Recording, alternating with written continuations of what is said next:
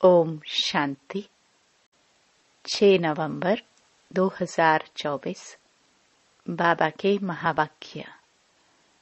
मीठे बच्चे, बाबा की दृष्टि हद और बेहद से भी पार जाती है।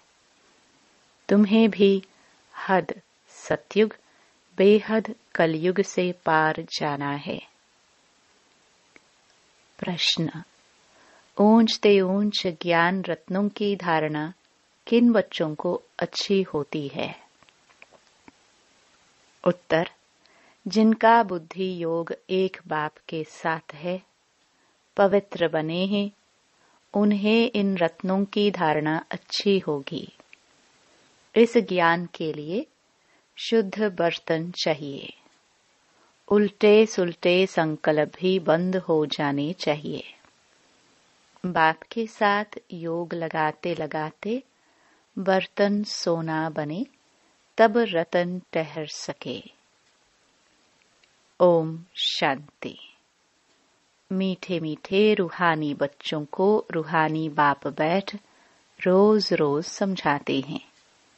यह तो समझाया है बच्चों को ज्ञान, भक्ति और वैराग्य का यह सृष्टि चक्र बना हुआ है। बुद्धि में यह ज्ञान रहना चाहिए। तुम बच्चों को हद और बेहद से पार जाना है। बाप तो हद और बेहद से पार है, उनका भी अर्थ समझना चाहिए ना। रूहानी बाप बैठ समझाते हैं।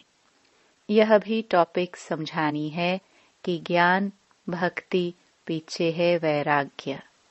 ज्ञान को कहा जाता है दिन, जबकि नई दुनिया है, उसमें यह भक्ति अज्ञान है नहीं। वह है हद की दुनिया, क्योंकि वहां बहुत थोड़े होते हैं। फिर आहिस्ते आहिस्ते वृद्धि होती है। आधा समय बाद भक्ति शुरू होती है। वहां संन्यास धर्म होता ही नहीं, संन्यास व त्याग होता नहीं। फिर बाद में सृष्टि की वृद्धि होती है। ऊपर से आत्माएं आती जाती हैं, यहाँ वृद्धि होती रहती है। हद से शुरू होती है, बेहद में जाती है। बाप की तो हद और बेहद से पार दृष्टि जाती है। जानते हैं हद में कितने थोड़े बच्चे होते हैं, फिर रावण राज्य में कितनी वृद्धि हो जाती है। अब तुमको हद और बेहद से भी पार जाना है। सतयुग में कितनी छोटी दुनिया है, वहां संन्यास व वैराग्य आदि होता नहीं। बाद में द्वापर से लेकर फिर और धर्म शुरू होते हैं। संन्यास धर्म भी होता है, जो घर बार का संन्यास करते हैं। सबको जानना तो चाहिए ना। उनको कहा जाता है हठ योग और हद का संन्यास। सिर्फ घर बार छोड़ जंगल में जाते हैं। द्वापर से भक्ति शुरू होती है। ज्ञान तो होता ही नहीं। ज्ञान माना सतयुग त्रेता सुख, भक्ति माना अज्ञान और दुख। यह अच्छी रीति समझाना होता है। फिर दुख और सुख से पार जाना है। हद बेहद से पार। मनुष्य जांच करते हैं ना, कहाँ तक समुद्र है, आसमान है। बहुत कोशिश करते हैं, परंतु अंत पा नहीं सकते हैं। एरोप्लेन में जाते हैं, उसमें भी इतना तेल चाहिए ना, जो फिर वापस भी लौट सके। बहुत दूर तक जाते हैं, परंतु बेहद में जा नहीं सकते। हद तक ही जाएंगे। तुम तो हद बेहद से पार जाते हो। अभी तुम समझ सकते हो, पहले नई दुनिया में हद है, बहुत थोड़े मनुष्य होते हैं। उसको सतयुग कहा जाता है। तुम बच्चों को रचना के आदि मध्य अंत की नॉलेज होनी चाहिए ना। यह नॉलेज और कोई में है नहीं। तुमको समझाने वाला बाप है, जो बाप हद और बेहद से पार है और कोई समझा न सके। रचना के आदि मध्य अंत का राज समझाते हैं, फिर कहते इससे पार जाओ। वहां तो कुछ भी रहता नहीं, कितना भी दूर जाते हैं आसमान ही आसमान है। इनको कहा जाता है हद बेहद से पार, कोई अंत नहीं पा सकते। कहेंगे बेअंत। बेअंत कहना तो सहज है, परंतु अंत का अर्थ समझना चाहिए। अभी तुमको बाप समझ देते हैं। बाप कहते हैं मैं हद को भी जानता हूँ, बेहद को भी जानता हूँ। फलाने फलाने धर्म फलाने फलाने समय स्थापन हुए हैं। दृष्टि जाती है सत्युग की हद तरफ, फिर कलयुग के बेहद तरफ, फिर हम पार चले जाएंगे जहाँ कुछ नहीं। सूर्य चांद के भी ऊपर हम जाते हैं, जहाँ हमारा शांति धाम स्वीट होम है। यू सत्युग भी स्वीट होम है, वहाँ शांति भी है तो राज्य भाग्य सुख भी है, दोनों ही हैं। घर जाएंगे तो वहाँ सिर्फ शांति होगी, सुख का नाम नहीं लेंगे। अब तुम शांति भी स्थापन कर रहे हो और सुख शांति भी स्थापन कर रहे हो। वहाँ तो शांति भी है, सुख का राज्य भी है। मूल वतन में तो सुख की बात नहीं। आधा कल्प तुम्हारा राज्य चलता है, फिर आधा कल्प के बाद रावण का राज्य आता है। अशांति है ही 5 विकारों से। 2500 वर्ष तुम राज्य करते हो, फिर 2500 वर्ष बाद रावण राज्य होता है। उन्होंने तो लाखों वर्ष लिख दिया है, एकदम जैसे बुद्धू बना दिया है। 5000 वर्ष के कल्प को लाखों वर्ष कह देना बुद्धू बना कहेंगे ना। जरा भी सभ्यता नहीं है। देवताओं में कितनी दैवी सभ्यता थी, वह अब असभ्यता हो पड़ी है। कुछ नहीं जानते, आसुरी गुण आ गए हैं। आगे तुम भी कुछ नहीं जानते थे, काम कटारी चलाए आदि मध्य अंत दुखी बना देते हैं। इसलिए इनको कहा ही जाता है रावण संप्रदाय। दिखाया है राम ने बंदर सेना ली। अब रामचंद्र त्रेता का, वहां फिर बंदर कहाँ से आए? और फिर कहते राम की सीता चुराई गई। ऐसी बातें तो वहां होती ही नहीं।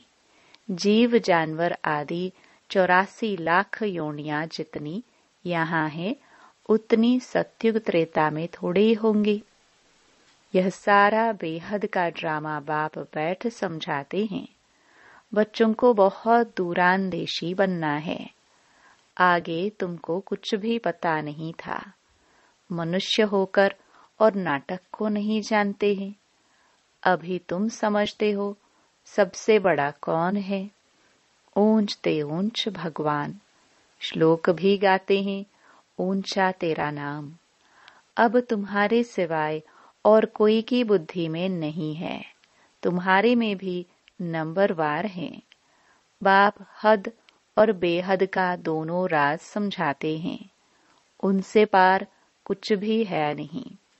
वह है तुम्हारे रहने का स्थान, जिसको ब्रह्मांड भी कहते हैं। जैसे यहाँ तुम आकाश तत्व में बैठे हो, उनमें कुछ देखने में आता है क्या? रेडियो में कहते हैं आकाशवाणी। अब यह आकाश तो बेअंत है, अंत पा नहीं सकते, तो आकाशवाणी कहने से मनुष्य क्या समझेंगे? यह जो मुख है, यह है पोलार। मुख से वाणी आवाज निकलती है, यह तो कॉमन बात है। मुख से आवाज निकलना जिसको आकाशवाणी कहा जाता है। बाप को भी आकाश द्वारा वाणी चलानी पड़े। तुम बच्चों को अपना भी राज सारा बताया है। तुमको निश्चय होता है बहुत सहज। जैसे हम आत्मा हैं, वैसे बाप भी परम आत्मा है। ऊंच ते ऊंच आत्मा है ना। सबको अपना अपना पाठ मिला हुआ है। सबसे ऊंच ते ऊंच भगवान, फिर प्रवृत्ति मार्ग का युगल मेरू। फिर नंबरवार माला देखो कितनी थोड़ी है। फिर सृष्टि बढ़ते बढ़ते कितनी बड़ी हो जाती है। कितने करोड़ दानों अर्थात आत्माओं की माला है।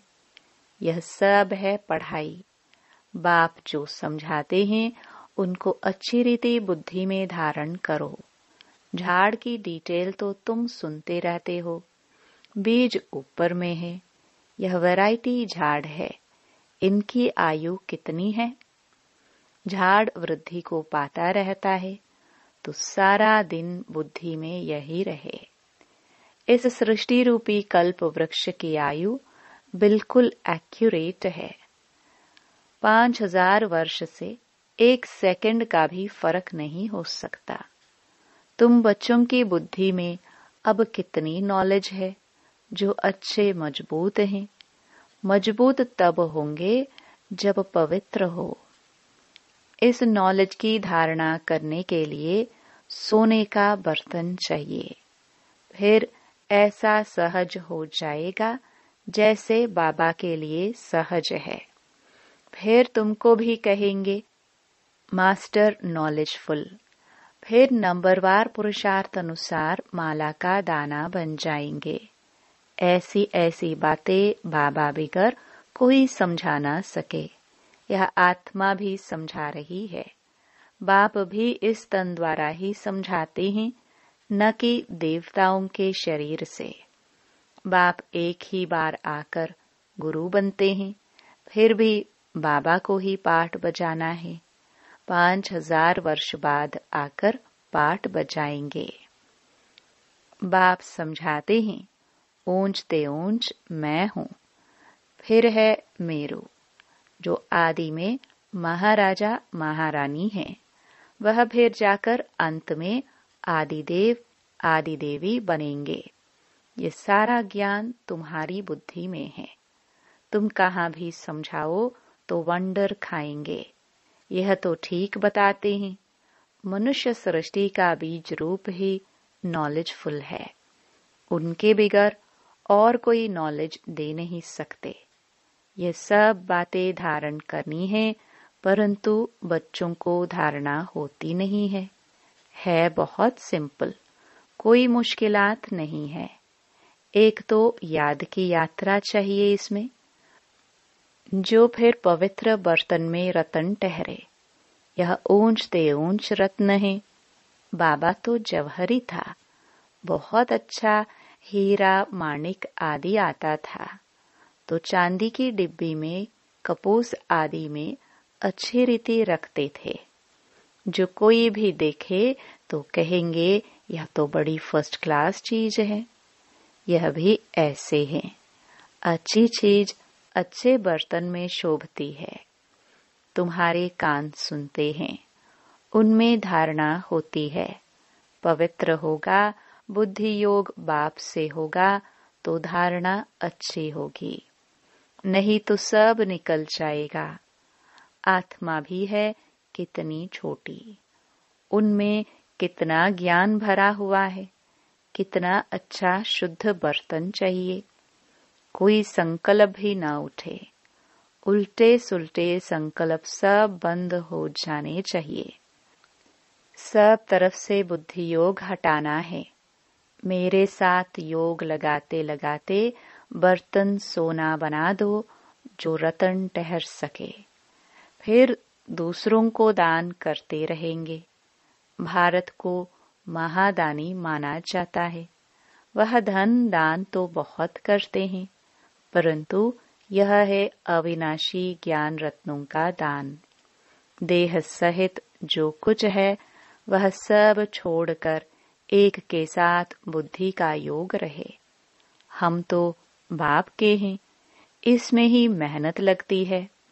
एम ऑब्जेक्ट तो बाप बता देते हैं।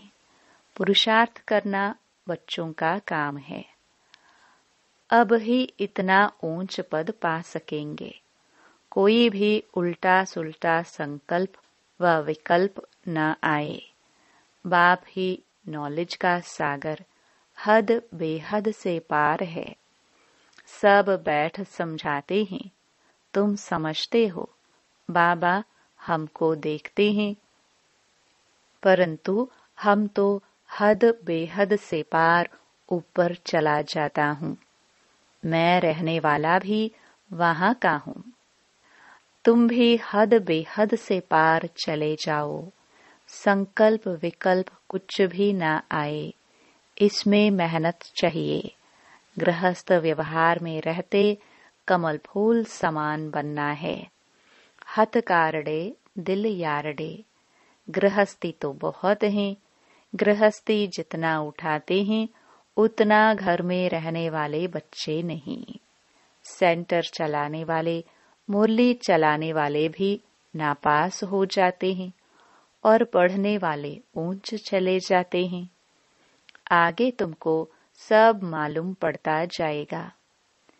बाबा बिल्कुल ठीक बताते हैं। हमको जो पढ़ाते थे उनको माया खा गई। महारथी को माया एकदम हप कर गई है नहीं। मायावी ट्रेटर बन जाते हैं। विलायत में भी ट्रेटर बन पड़ते हैं ना। कहाँ कहाँ जाकर शरण लेते हैं। जो पावरफुल होते हैं उस तरफ चले जाते हैं। इस समय तो मौत सामने है ना, तो बहुत ताकत वाले पास जाएंगे। अभी तुम समझते हो बाप ही पावरफुल है। बाप है सर्वशक्तिमान। हमको सिखलाते सिखलाते सारे विश्व का मालिक बना देते हैं। वहाँ सब कुछ मिल जाता है। कोई अप्राप्त वस्तु नहीं होती जिसकी प्राप्ति के लिए हम पुरुषार्थ करें। वहाँ कोई ऐसी चीज होती नहीं जो तुम्हारे पास न हो। सो भी नंबरवार पुरुषार्थ अनुसार पद पाते हैं। बाप बिगर ऐसी बातें कोई नहीं जानते। सब हैं पुजारी। भल बड़े बड़े शंकराचार्य आदि हैं। बाबा उन्हों की महिमा भी सुनाते हैं। पहले पवित्रता की ताकत से भारत को बहुत अच्छा थमाने निमित्त बनते हैं। सो भी जब सतो प्रधान होते हैं। अभी तो तमो प्रधान है, उनमें क्या ताकत रखी है। अभी तुम जो पुजारी थे सो फिर पूज्य बनने का पुरुषार्थ कर रहे हो। अभी तुम्हारी बुद्धि में सारा ज्ञान है। बुद्धि में धारणा रहे और तुम समझाते रहो। बाप को भी याद करो। बाप ही सारे झाड़ का राज समझाते हैं। बच्चों को मीठा भी ऐसा बनने का है। युद्ध है ना, माया के तूफान भी बहुत आते हैं। सब सहन करना पड़ता है। बाप की याद में रहने से तूफान सब चले जाएंगे। हातम ताई का खेल बताते हैं ना। मुलहरा डालते थे, माया चली जाती थी। मुलहरा निकालने से ही माया आ जाती थी। छुई मुई होती है ना, हाथ लगाओ तो मुरझा जाते हैं। माया बड़ी तीखी है। इतना ऊंच पढ़ाई पढ़ते पढ़ते बैठे बैठे गिरा देती हैं। इसलिए बाप समझाते रहते हैं, अपने को भाई भाई समझो तो फिर हद बेहद से पार चले जाएंगे। शरीर ही नहीं तो फिर दृष्टि कहाँ जाएगी। इतनी मेहनत करनी है। सुनकर फा नहीं हो जाना है। कल्प कल्प तुम्हारा पुरुषार्थ चलता है और तुम अपना भाग्य पाते हो। बाप कहते हैं, पढ़ा हुआ सब भूलो। बाकी जो कभी नहीं पढ़े हो वह सुनो और याद करो। उनको कहा जाता है भक्ति मार्ग। तुम राज ऋषि हो ना, जटाएं खुली हो और मुरली चलाओ। साधु संत आदि जो सुनाते हैं वह सब हैं मनुष्यों की मुरली। यह है बेहद के बाप की मुरली। सतयुग त्रेता में तो ज्ञान के मुरली की दरकार ही नहीं। वहां न ज्ञान की न भक्ति की दरकार है। यह ज्ञान तुमको मिलता है इस संगम युग पर, और बाप ही देने वाला है। अच्छा, मीठे मीठे सिखिलदे बच्चों प्रति माता पिता बाप दादा का याद प्यार और गुड मॉर्निंग। रूहानी बाप की रूहानी बच्चों को नमस्ते। धारणा के लिए मुख्य सार। पहला, बुद्धि में ज्ञान रत्नों को धारण कर दान करना है। हद बेहद से पार ऐसी स्थिति में रहना है जो कभी भी उल्टा सुल्टा संकल्प व विकल्प न आए। हम आत्मा भाई भाई हैं, यही स्मृति रहे। दूसरा, माया के तूफानों से बचने के लिए मुख में बाप की याद का मुलहरा डाल लेना है। सब कुछ सहन करना है, छुई मुई नहीं बनना है। माया से हार नहीं खानी है। वरदान। सदा एक के स्नेह में समाये हुए, एक बाप को सहारा बनाने वाले सर्व आकर्षण मुक्त भव। जो बच्चे एक बाप के स्नेह में समाये हुए हैं, वे सर्व प्राप्तियों से संपन्न और संतुष्ट रहते हैं।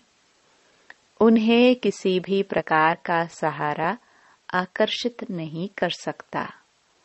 उन्हें सहज ही एक बाप दूसरा न कोई, यह अनुभूति होती है। उनका एक बाप ही संसार है। एक बाप द्वारा ही सर्व संबंधों के रस का अनुभव होता है। उनके लिए सर्व प्राप्तियों का आधार एक बाप है, न कि वैभव व साधन। इसलिए वे सहज आकर्षण मुक्त हो जाते हैं। स्लोगन। प्रकृति को पावन बनाना है तो संपूर्ण लगाव मुक्त बनो। ओम शांति।